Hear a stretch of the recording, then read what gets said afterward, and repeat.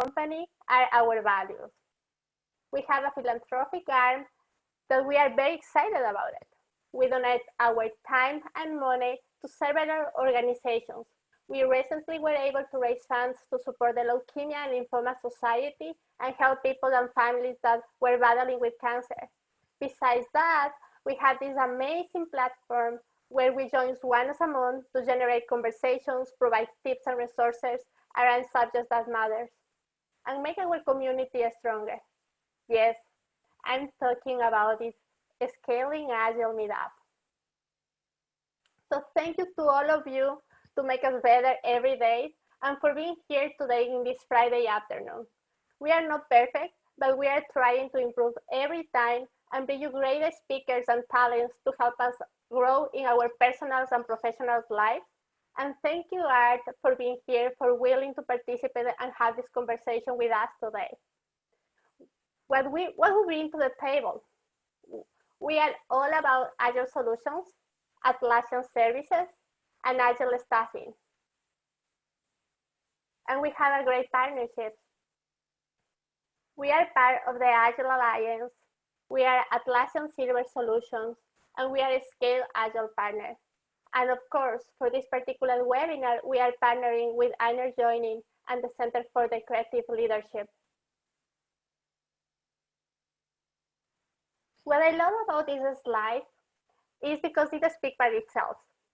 ezTagile believes that people come first, and we promote and we will promoting wellness, equality, diversity, and inclusion.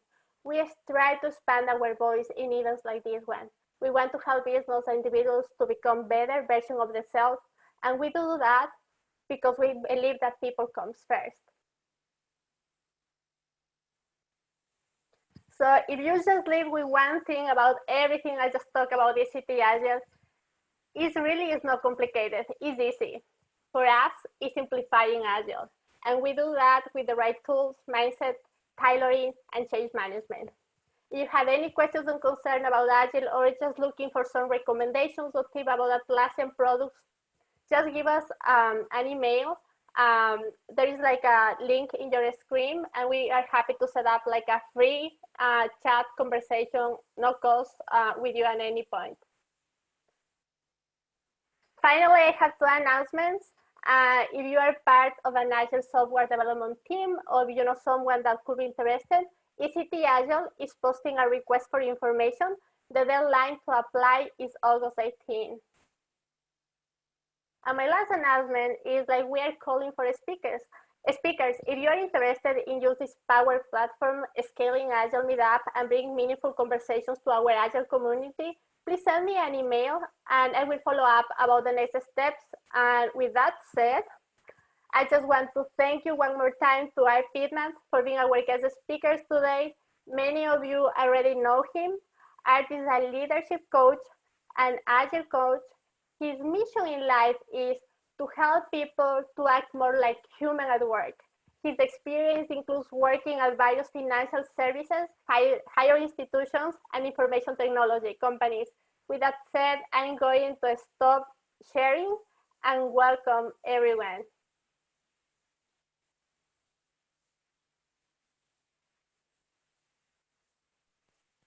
Hello, everybody. Let me share my screen and make sure we've got the right presentation going.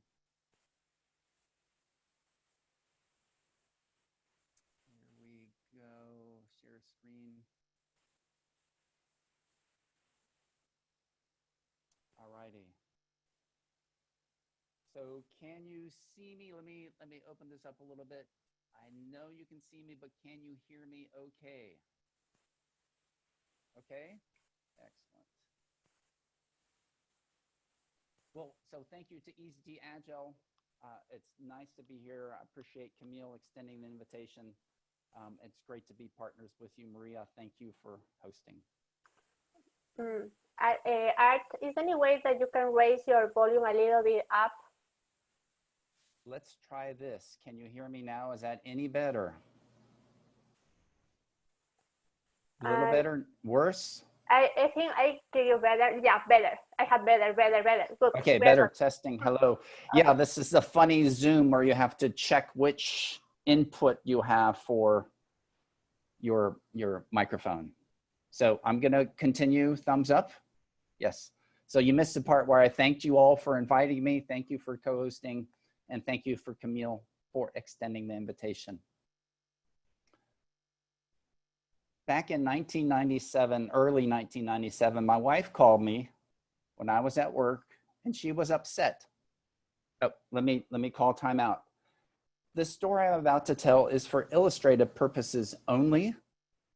No animals or humans were hurt in this. This may or may not be an actual true story. So with that, let me continue the phone call I had with my upset wife. She said, Art, I was changing the baby on the diaper pad on our bed, and she rolled off the bed. And she's crying, and I'm crying. And so in Art's head, I said, well, is she hurt? She said, no, she's not hurt. I said, are you okay? Yes, I'm fine. What happened? Well, that was a conversation that I thought I had. And what I really said was, why did this happen?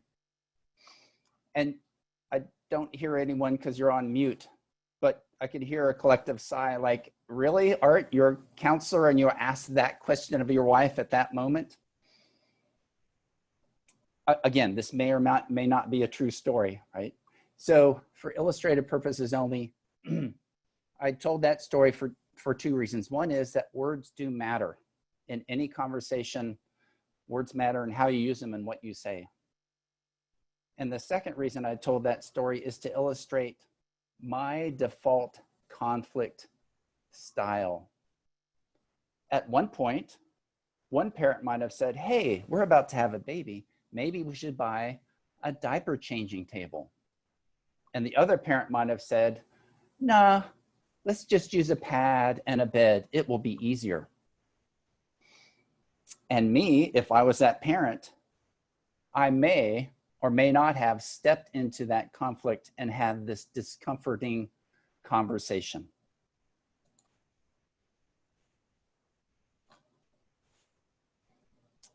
So hello, my name is Art Pittman, and I am a conflict avoider.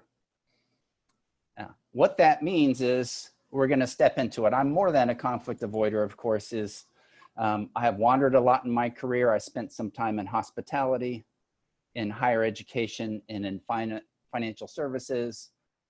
Most of it has been in the IT space.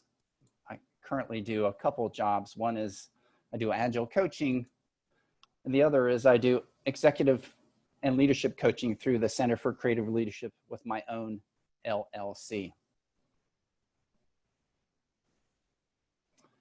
This conversation today is going to be about conflict. But I'm going to show two pictures up here, and we're also going to try out our Zoom skills here. And so we're going to annotate. So if you go up on your view screen and you go to annotate, I want you to choose a sticker, and I want you to put a sticker on this picture that you think represents conflict. So we have this picture on the left and this picture on the right. So can you annotate? I think I've turned on the annotate, allow people to annotate. So choose the annotation screen and go ahead and choose which you think is conflict. Are you able to do that? I don't see anyone annotating.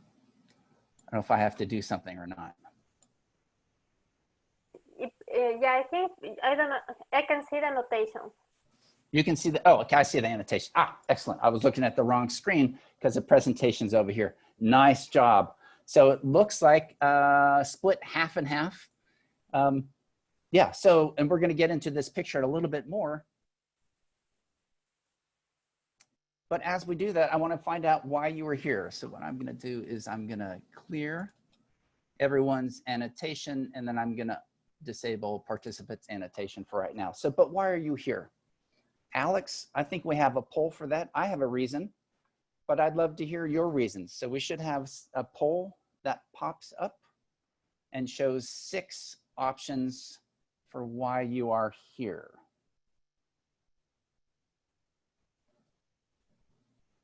Excellent. So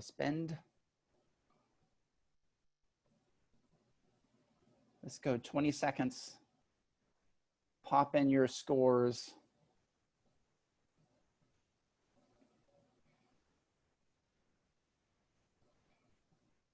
I realize you can't type in what that other reason might be, but this is the way this poll is going to work. Okay, so that's 27 seconds. I'm going to end polling. Let's show the results, shall we? Now, if you're waiting on me to do that, here we go. So I think my friend Mike might have been the only person to say academically learn more about the subject of conflict. But it sounds like I want to learn more about conflict modes and conflict styles, followed closely by let's learn one thing. Able to see those results, I'm assuming? Excellent. So we're going to move on. So you might have to X out of those results. And my why was exactly what that last poll, the second question is, I would love for you to have one takeaway to make the conflicts in your life just a little bit better. I'm going to ask this question several times today. And let me also say that it's going to be a lot of me talking, but there's going to be some interaction with annotation and polls and chat. I will want someone to be thinking about a conflict you have at work, and we're going to do a demo. You know, we'll share the appropriate amount of data with that, and we will have some steps to take. Okay, here's our plan. Rules of the road. We are going to talk about conflict modes. We're going to define conflict. We're going to have the 6 steps to address conflict. Talk about teams, talk about virtual world stuff, and we're going to have Q&A. So we're going to have formal Q&A time, but we will also pause throughout to see if there are questions. So Maria and Alex are also kind of monitoring chat. I am not monitoring chat. But someone will raise their hand and say, hey, Art, can you slow down? So here we go. Quick rules of the road. It's 3 simple rules of the road. 1, this is a judgment-free zone. You already know I'm a conflict avoider, but no judging here. We're all a team, right? Teamwork makes the dream work. What happens in Zoom stays in Zoom, sort of the Vegas rule, and interact and be thoughtful. I realize I'm going to do a lot of the talking and maybe the infotainment piece of this, but if you can interact, this is going to make for a much valuable discussion. We value time, right? We also value your opinions, but we really value diversity of thought. Those are the rules of the game. So one interaction piece is find your reactions button and give me a thumbs up to show that you are in agreement with these. Or you can visibly thumbs up. Patrick, you're lucky because you're on my screen here as Mr. Moore is in Atlanta, Georgia. So I got 2 and I have Maria and myself. So you guys, I might be calling on you some. Excellent. Rules of the road. Let's talk a little bit about assessments. The Thomas Kilmann conflict mode instrument, or the TKI as it's affectionately known, is a very strong, statistically proven, valid, reliable, with decades of research instrument. This is not your Cosmo magazine checkbox or your Facebook assessment. This is a very well-researched assessment. It helps kind of reveal, if you would, what your default conflict style is or conflict mode is. I've taken this instrument. I'm actually a conflict avoider. Who knew, right? It also allows you to understand what other options are available. They have 5 different conflict modes, which we're about to step into. It takes about 20 minutes. It's about $45. But one word about assessments. If this assessment reveals you're a conflict avoider, this doesn't mean you only can avoid conflicts as an option. Much like if I want to behave by writing something down on a piece of paper, I'm going to reach for it with my right hand. But there's nothing to say I can't reach for it with my left hand and try to write something there. I'm not as skilled. My default is my right hand, but I can use my left hand. So it's the same as the styles. You can be multi-handed here. So that's the assessment. So here's a bit of interactive piece. I've got 5 questions not taken from that, the TKI, but it is something I want you to take a look at, and I want you to rate yourself. You disagree strongly with the statement or you agree strongly with the statement. I got 5 statements. Each one relates to a style, and we're gonna pick apart that now. I do not need to know or want to know your conflict style, but what I do want you to do is I want you to capture it on paper, on your phone, on the back of your hand. Which one of these do you really strongly agree with? You can't strongly agree with all 5, but choose one. And if it helps you, maybe you rank them in order.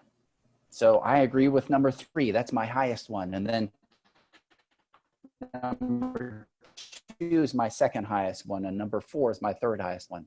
But get to know your number 1 conflict mode. This is not scientific, but it may be of interest to you, right? Could be directionally informative. Okay, we'll see these questions again. So now let's pick apart the actual instrument itself. There's a y-axis and an x-axis. The y-axis there is assertiveness, from unassertive to assertive, and the x-axis is cooperativeness, uncooperative versus cooperative. And so you get a score, and the instrument is more than 5 questions, probably more than 15 questions, and it'll plot you into one of 5 categories. Again, this is not your end-all be-all, but these are the 5 different conflict modes. Avoiding, lower left, right, accommodating, compromising, competing, and collaborating. We're going to tease this apart a little bit. Another way to conceptualize the assertiveness piece is I win at the top versus you win at the bottom, and the cooperativeness, all about me, being uncooperative. If I'm cooperative, it's all about you. I'm a conflict avoider, so what does that mean?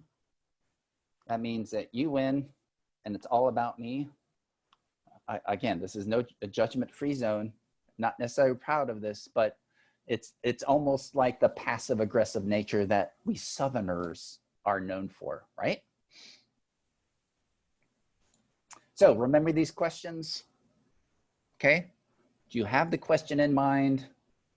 So know which number you are, and we're gonna move on.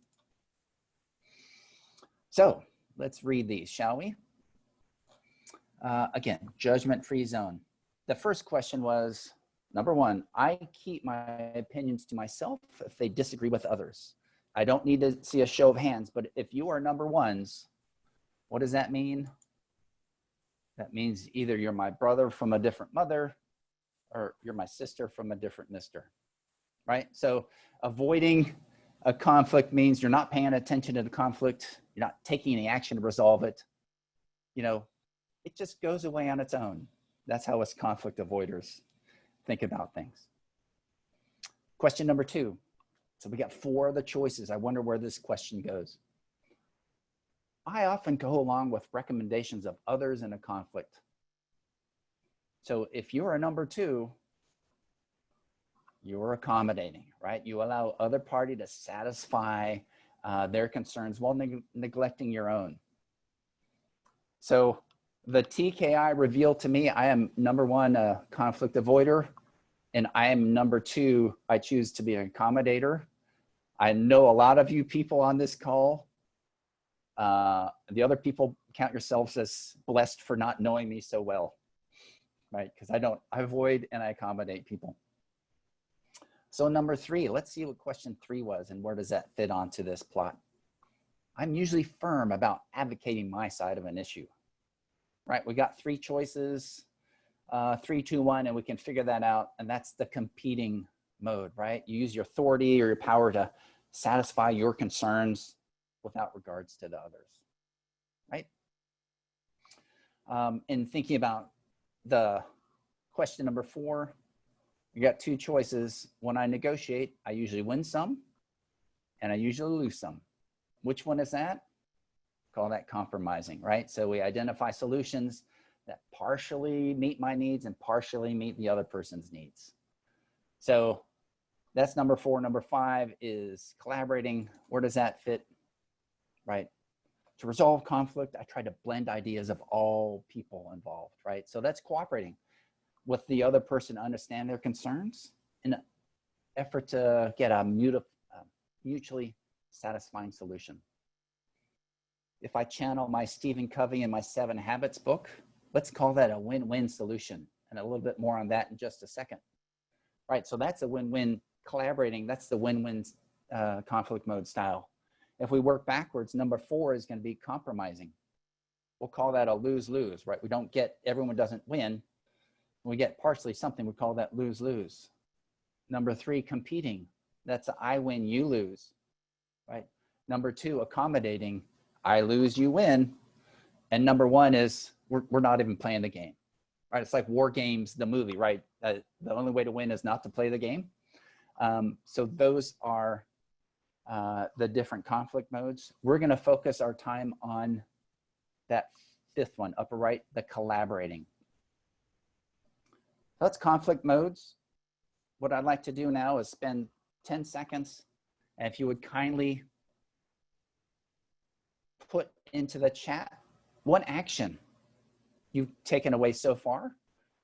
And it may be, your action might be never to get married to Art because he doesn't, he avoids conflict like the plague. That's a fine action. But who's got a chat?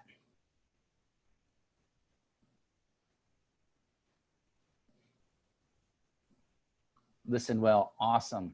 You got a collaborating mode. Look at you, Hannah. Awesome, possum. Excellent, super. Beautiful, beautiful. Great, sounds like people are listening. We got thumbs up, and I'm gonna move on to defining our conflict. So conflict defined, you've already heard me talk a little bit about it. And you know this intuitively. One of my favorite phrases is now, not back then, but now, conflict does not get better with age, right? Conflict does not get better with age. It's a lot about emotions. Our perspectives are very key, especially the F word, the feelings word, right? Done well, it's an opportunity for growth on both sides of the fence, or the team growth if we're talking about teams. The TKI folks talk about it when your needs differ from those of another person. We're going to call it a discomforting disagreement. Discomforting disagreement. So this came out of the book, Art of Conflict Management. It's a great book. It's very academic, and it also has some of the steps we're going to talk about here in just a minute. So we're thinking of conflict as a discomforting disagreement. Let me pause just a second, and I didn't talk about this, but I think it's important. Understanding our conflict style, our mode, is really important. But where does it come from? We learn, fortunately or unfortunately, we learn to handle conflict like how the family handled conflict, right? So you get it honestly by your parents or the people that you grew up with in your house, and it's really ingrained in you. So you can imagine how I grew up. We never talked about conflict. We never addressed it. And so that's how I learned, that's how we all learn how to handle conflict or discomforting disagreements. Let's talk about types of conflict. A gentleman by the name of Morton Deutsch back in '48 coined the phrase win-win. We'll see win-win in a second. He was actually a student of Kurt Llewellyn, if you know field theory or life space. That's his student with Morton Deutsch. He came up with this idea of win-win, but he also came up with the 2 different types of conflict. And we already seen that picture, right? we have competitive conflict and pure conflict. And I might have just blown through that slide, but we'll see a definition here in a second. So I'm going to allow you to annotate. I'm going to ask one very specific question. Which one of these is competitive conflict? I've just turned on the annotate tool. You should be able to do it. Ah, competing check marks. Look at that. It's fun. I realize we haven't defined them, but this is like adult learning theory. We have you try something, and then we define it, and we come back to it. Okay, I'm going to leave those up there. We're going to move on to the next slide. We actually find out what competitive conflict is versus pure conflict. Drum roll, please. Oops. Competitive situation requires one person to lose in order for the other person to win. Versus pure conflict, situation where both parties can fully win. Right? So I'm thinking of a lot of people are over there on the left thinking that the Darth Vader, Luke Skywalker is the competitive conflict, and you would be dead spot on, right? So competitive conflict is somebody needs to win the universe, excuse me, the galaxy, and somebody needs to lose the galaxy, right? So I'm going to clear everybody, and I'm going to turn off the annotation. We may see that in a second. Competitive conflict, and then pure conflict, which we're going to focus on the rest of the time out, is really about we're on the same team, but we have a disagreement about how to get to our goals, right? We're going to see these again in a second, but do you have another takeaway? I realize I've only talked for like 5 minutes on that one.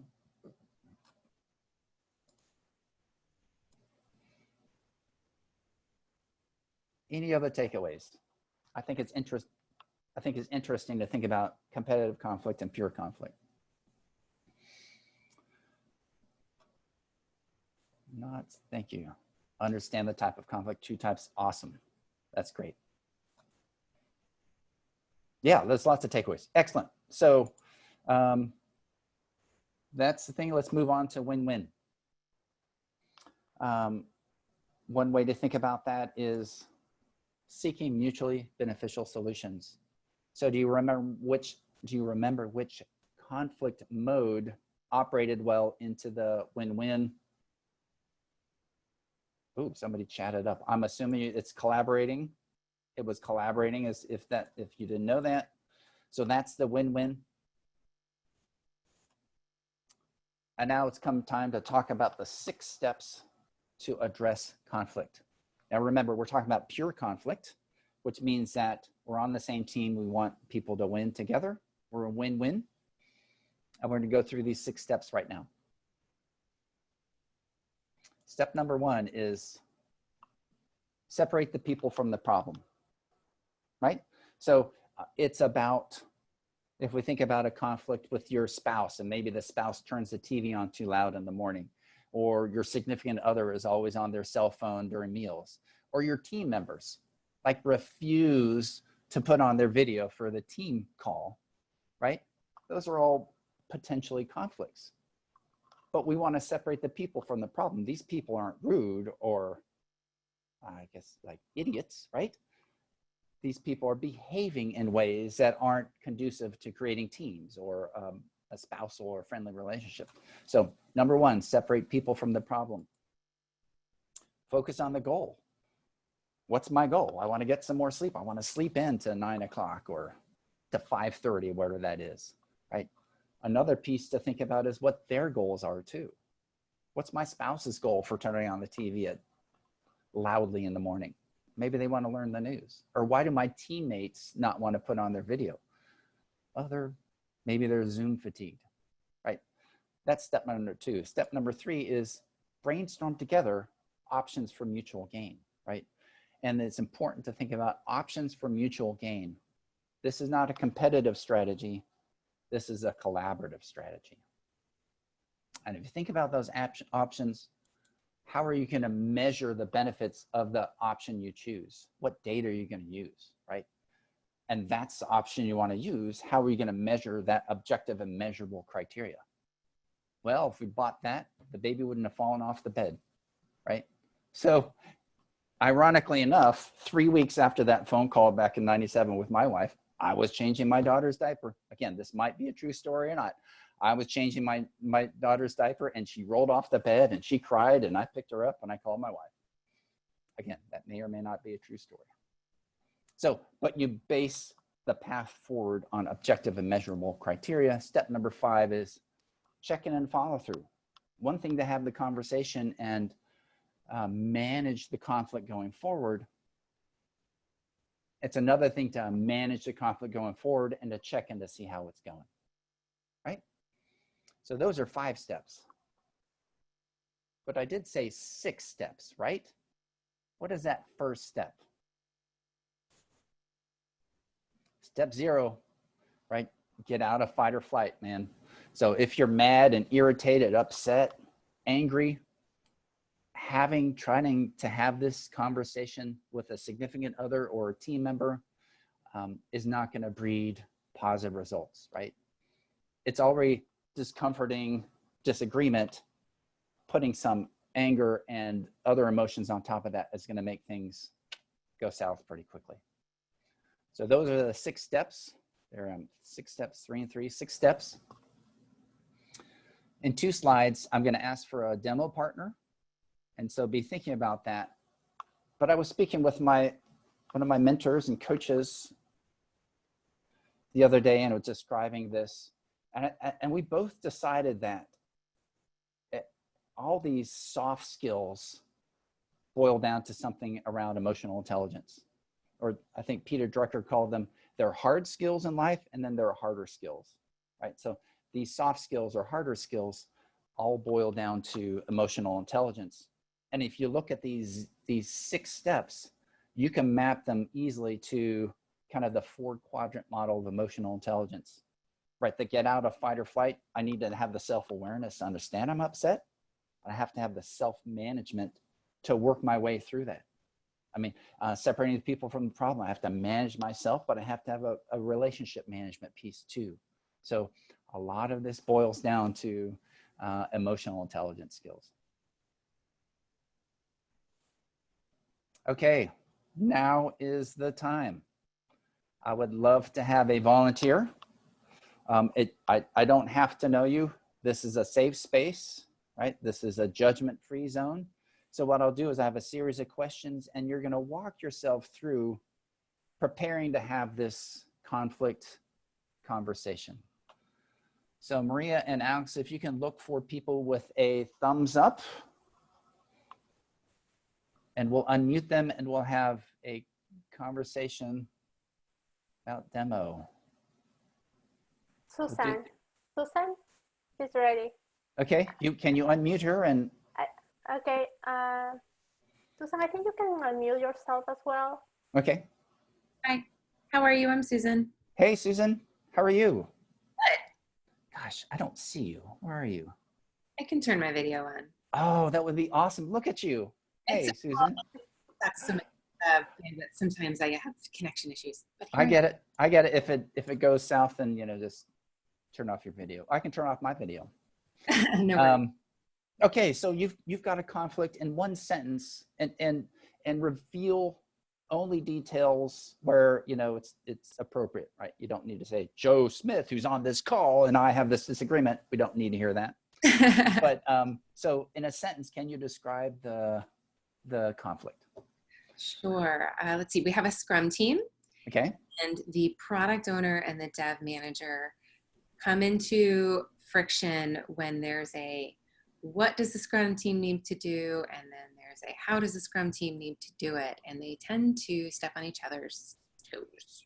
Excellent. And of course, being the Scrum Master and the servant leader of that world, I'm assuming there's negative implications that are happening to the team and they probably get, so I'm inferring here. There is not a Scrum Master on this team. Okay. Scrum Master is not empowered to navigate hierarchically and otherwise. Okay. Not a role that exists on this Scrum team. Sweet. Okay. I promised you I had a good one. Yes, that's awesome. And so let's step through the questions and see where we get. Okay. We're in step 0. What are you feeling? Frustrated, sometimes embarrassed. Okay. sometimes like we're just churning through and wasting time. Yeah. And do you feel in control of all those emotions? Well, no, they feel out of control and you're not sure when it's going to erupt. Okay. All right. So there might be some prep work for you to like put up the wall so you don't feel hurt and attacked during that conversation. Mm-hmm. Who do you think should be in that conversation out of curiosity? Well, ideally, the two people can work out the problem. Yeah. In this particular context, it is a safe implementation. So there's a QA manager, a dev manager, Sure. a Scrum master, and the product owner. So ideally, the two people having the conflict are part of the conversation. But at the end of the day, the QA manager may also need to be a part of that conversation because that person also has a role. Okay. All right. And so, and for the purpose of this demo, let's say you're in there to help facilitate the conversation. Is that okay? Sounds good. Right. So next question, we're still on step 0. What is your default conflict mode? And you don't have to reveal it. Knowing it is helpful. What might their default conflict modes be? You can reveal those, what you think. This is not science, right? So what I think is that there's a competitive edge where there's and each of them has this. I have to win and the other person has to lose. Yeah.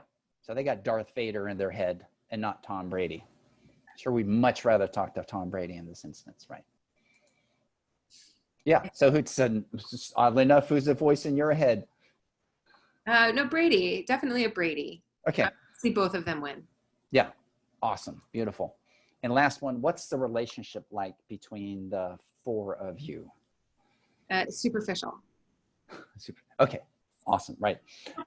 Yeah. So when we get into the teams, we're going to talk about steps that like people who work on teams just naturally know to do. Get to know that person outside of work. What are their interests? Are they human? So that's step 0. Step 1, right? What's the real issue? And this is separate the people from the problem. And this might be a tricky one for you. Let me do the second one too, which is what are our goals? Maybe that will help you kind of separate the people from the problem. So what do you think the goals are of each of the interested parties? I think the goals of each of the interested parties are to get software at the door. The one person, actually both people can't separate the what from the how. Okay. And in my mind, one of the things I could see benefiting for these two individuals is the RACI chart, the responsibility, accountable, the RACI chart coming down in a hierarchical way where, both of their bosses say, this is what's happening. Yeah. This is your job. This is your job. Be cool. Yeah. It's interesting. Yeah. Interesting. RACI in the Gallup survey, right? The 12 factors that show that only 1/3 of employees are engaged. That's the number 2 question. Do I know what my role is? Yeah. Like, do I know where your role stops and my role starts? So that is not an unusual thing. So let's say step number 3, like what are our best options? Like if you had to this is the brainstorm one. Like what would you fantasy world, right? You can write your own ticket. What would you like to see happen? I'd like to see the triad get together, the leadership triad get together in advance of collaborative meetings and Scrum ceremonies and get on the same page about it helps for the purposes of alignment. It helps from the purposes of having materials prepped and ready. Yeah. And it adds a level of professionalism to what we're guiding the team through. Yeah, love that. Yeah. So you guys need to communicate more frequently because your lack of communication and alignment is really affecting us, right? So that's an option. Another option might be, well, leader decides and everyone else follows, right? You do this, you do this, you do that.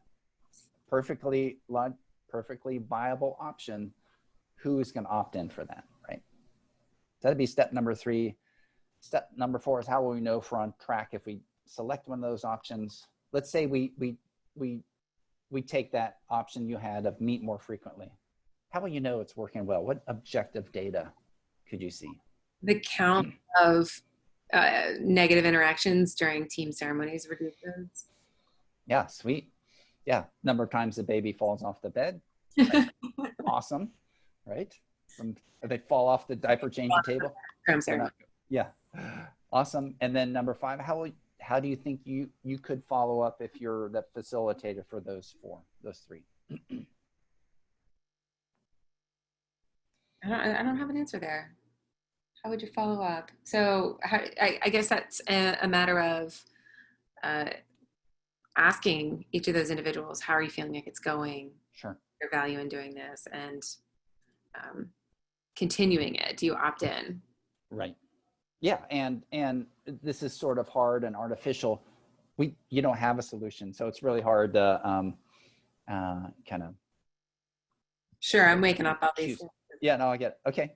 Based on some experience, but I think there's a key component that I'd like to talk about, which is how do you manage the other person's conflict style, knowing your own and walking through these questions. The next step is approaching that conflict. Excellent. Yeah, so I love that. So I'll just offer my opinion, and I'm glad to talk more offline if you like.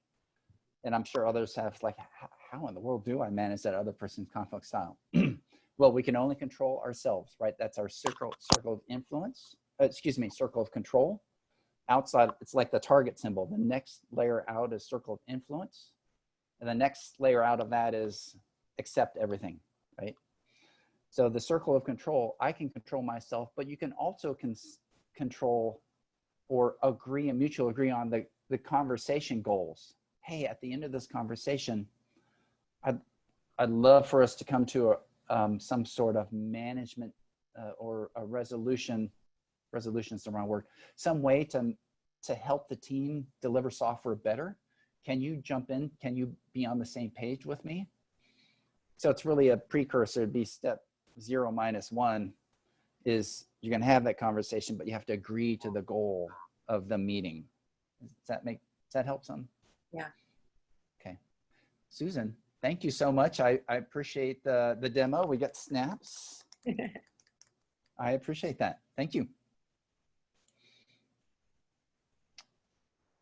A takeaway that you might have, people. I see 49 people up there that will help. Right?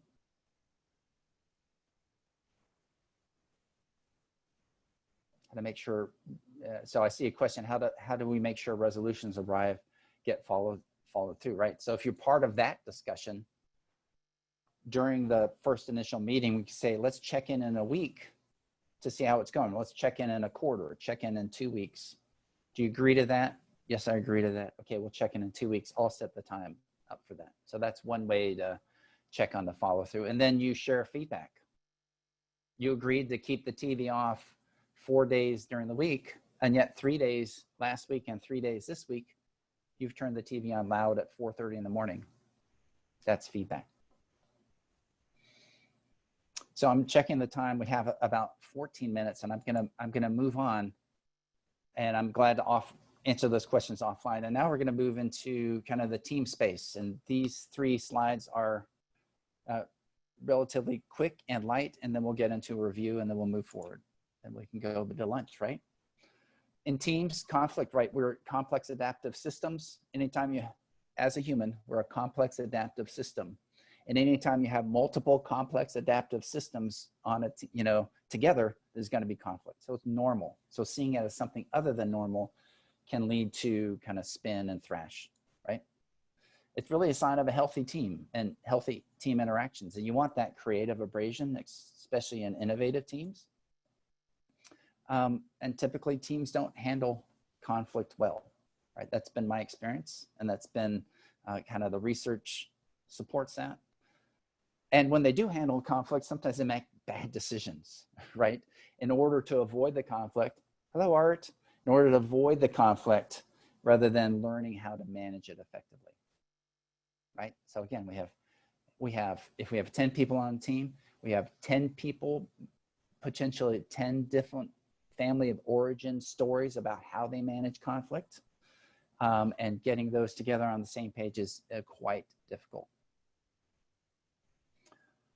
Those are the 4 bullets about conflict on Teams, conflict in virtual world, kind of similarly stuff, right? So research shows that this conflict contagion happens really quickly in virtual teams, right? So it happens like that. And it's hard to see. That's the other piece of it, because it's virtual. Like when I hang up here and I'm mad, I'm going to go like kick my cat or have a conversation with my person or just grumble and yell and steam. But no one on my team can see me do that. So you might not even know I'm upset. Trust, social relationships, and miscommunication, all problems in virtual teams. And of course, the third piece of that is harder to create psychological safe environment, right? And encourage that collaboration versus conflict. And this means, yeah, so we're looking at pure conflict. We're on the same team and we have the same goals, different ways to get there. And the last bullet on this is like technology mediated communications, and CPA, continuous partial attention, and Zoom fatigue all take their toll, especially when there's something between me and another human. So those are 4 bullets in a virtual team. The recommendations I've kind of read about and I'm showing up here. These are not the only recommendations. We can open up to get more recommendations, but they do work in both virtual and in-person teams. It's just harder in the virtual space, right? Build trust and psychological safety, right? I heard the other day, it's R before T. R before T. Relationship before task, right? So focus on relationships before focusing on tasks. Part of that is building trust and psychological safety. Learn to ask, give, and receive feedback well, right? So that's part of being in any relationship, is being able to give positive feedback or being able to give, I'm calling it negative feedback, but it's opportunity growth feedback, right? So you can be on the same page there. If you're part of a team, Susan, this might help with your situation too. Teach them about the conflict modes. Teach them about the different types of conflicts there are. Darth Vader versus Tom Brady. You know, learn some emotional intelligence, right? Do some team building. Get to know them outside of the work environment. And I know these aren't rocket science, right? So set up team norms. We do that for teams, but set up team norms around how we're going to handle conflict before conflict happens, right? That's what we want to do. Use that 6-step process we have, you know, have the individuals handle it. Like what you're saying, Susan, ideally those 2 individuals that have a conversation, they might not realize there's a conflict, right? But have the individuals work it first and then get the scrum master or the team gets to get involved. So those are 4 recommendations. I'm looking at the time again. So we got about 10 minutes. So we're going right into the review. We do end at noon. We'll try to get out of that quickly. Anyone want to have, put in a chat about what's another recommendation to help build team cohesion?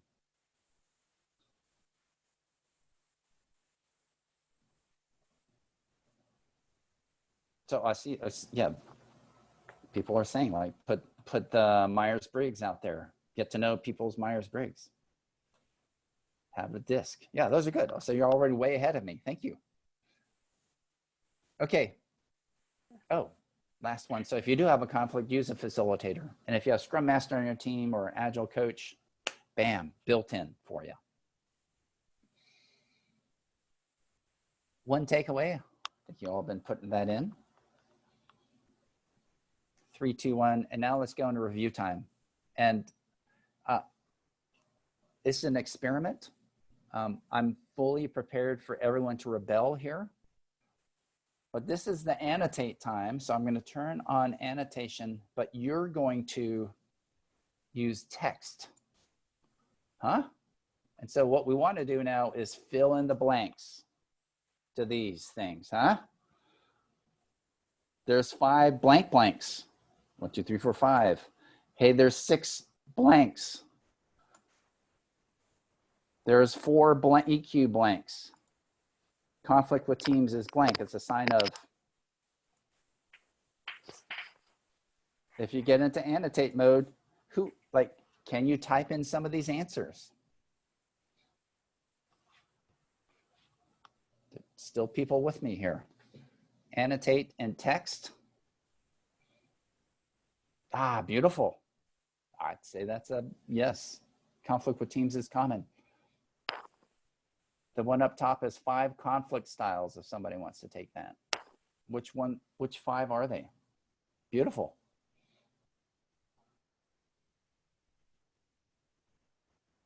Oh, I love that. It's a sign of growth. Look, it's harder to create trust exactly in virtual teams. Collaborate, you got it. Number 5. I'm impressed. Fight or flight, yeah.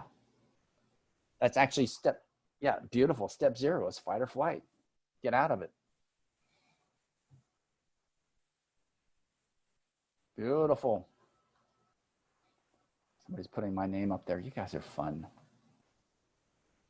Okay, those are beautiful. You all will get the recording. You'll get the answers to this quiz in probably the worst slide ever.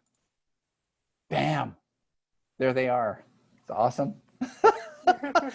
I'm going to clear all the conflict. Clear all drawings. I'm going to disable annotation. That's the answers. Here's some resources I used.